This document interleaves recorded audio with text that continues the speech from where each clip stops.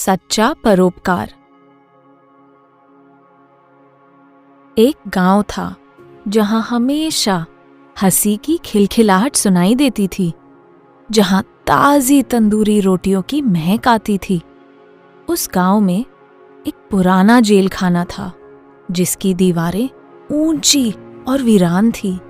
Jail के अंदर कैदी बहुत अकेलापन महसूस करते। उन्हें लगता था कोई उन्हें याद नहीं करता।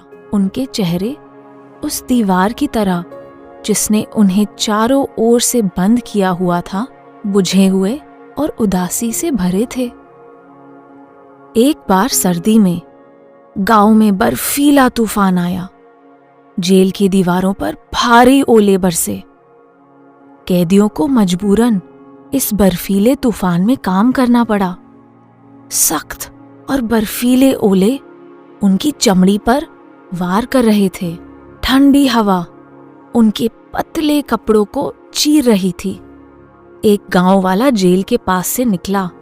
उसकी नजर कैदियों पर पड़ी। कैदियों के चेहरे पर थकान और दर्द झलक रहा था। आज बहुत ठंड है, वह मन ही मन बुदबुदाया। गांव वाले को एक ख्याल आया और वह जल्दी से घर की ओर दौड़ा। उसने घर में रखे बड़े बर्तनों को उठाया। उनमें दालचीनी और खुशबूदार इलायची डालकर गर्म चाय उबाली। हवा में गर्माहट और सुकून देने वाली महक आ रही थी। उन बर्तनों को घसीटता हुआ वह जेल खाने तक ले आया। पहरेदारों ने कैदियों को राहत देने वाली गरम गरम चाय की इजाजत देते हुए उसे अंदर जाने दिया। कैदियों ने चाय पी, जिससे उन्हें कुछ पलों के लिए कड़कती सर्दी से राहत मिली। कुछ वक्त और निकला। एक दिन गांव में तंदूरी रोटियां बनाने वाली महिला जेल के पास से गुजरी। कैदियों को बेस्वाद और बासी खाना परोसते देखकर उसने अपना माथा पीट लिया। किसी को भी बिना जायका लिए खाना नहीं खाना चाहिए, उसने मन ही मन घोषणा की। उस नरम दिल औरत ने सारी रात अपनी सबसे जायकेदार तंदूरी रोटियां, पेस्ट्री और नान बनाए। अगले दिन वह यह दावत लेकर कैदियों के पास आई। उसकी नरम दिली देखते हुए पहरेदारों ने उसे खाना बांटने की मंजूरी दे दी। इस बेहद स्वादिष्ट खाने ने कैदियों के दिल और पेट दोनों भर दिए। कुछ दिन और निकले। एक दिन गांव के दर्जी की नजर कैदियों के फटे पुराने कपड़ों पर पड़ी। उसने सभी कैदियों के लिए नई कमीज, पैंट बनाई। जब वह कपड़े लेकर जेल खाने आया तो सभी कैदियों की आंखें चमक उठी।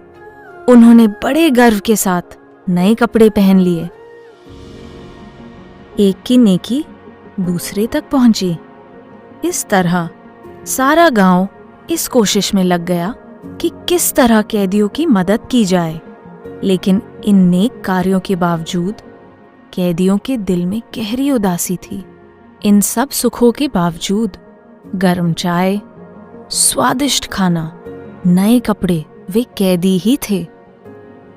उनका दिल खुले आसमान को देखने के लिए, अपने बच्चों की हंसी सुनने के लिए और अपने घर के सुख आराम के लिए तड़प रहा था।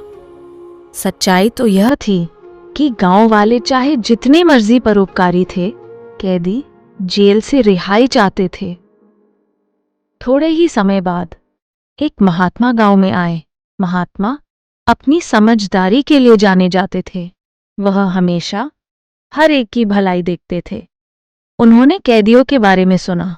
वह उनकी मदद करना चाहते थे। इसलिए उन्होंने हर रोज जेल खाने जाना शुरू कर दिया और कैदियों के साथ वक्त बिताने लगे। महात्मा उन्हें जिंदगी के मकसद के बारे में बताते, उन्हें अच्छा इंसान बनने की प्रेरणा देते। जल्दी ही महात्मा को लगा कि कैदियों को अपनी करनी पर सचमुच पछतावा हो रहा है और वे दिल ही दिल माफी चाहते हैं। उनकी सच्ची नीयत देखकर महात्मा ने गांव के बड़े बुजुर्गों और सरपंच से बात की कि कैसे गांव वाले के नेक कार्यों से कैदियों में बदलाव आया है और वे सब बेहतर इंसान बनना चाहते हैं। महात्मा की बात से प्रभावित होकर गांव के सरपंच ने कैदियों को माफ करने का फैसला किया और उन्हें एक और मौका देने का निर्णय लिया। महात्मा जेल खाने के विशाल द्वार की ओर बढ़े और द्वार खोल दिया। बाहर आ जाओ, उन्होंने कैदियों से कहा। तुम आजाद हो, घर वापस जाओ, अपने परिवार के पास जाकर फिर से अपनी जिंदगी शुरू करो। कैदियों को विश्वास ही नहीं आ रहा था। वे बाहर निकले। धूप की तेज रोशनी में आंखें झपकते हुए वे मुस्कुरा रहे थे और ऐसा महसूस कर रहे थे जैसे पक्षी पिंजरे से निकला हो। वह सब कुछ करने के लिए आजाद थे जो जेल में नहीं कर पाए थे। हम सभी इन कैदियों की तरह हैं। हालांकि हमारे पास चाहे खाने के लिए स्वादिष्ट भोजन है, पहनने के लिए अच्छे कपड़े और रहने के लिए आरामदेह घर, फिर भी हम इस दुनिया के जेल खाने में हैं। हम सच्ची और सदैवी मुक्ति तभी हासिल कर सकते हैं जब हम किसी सद्गुरु से मिले जो हमें मुक्ति हासिल करने के लिए कुंजी दे। उस कुंजी का इस्तेमाल करके, यानी सद्गुरु की शिक्षा पर अमल करके ही हम जेल खाने से छुटकारा हासिल कर सकते हैं। तभी हम अपने अंदर परमात्मा को हासिल कर सकते हैं।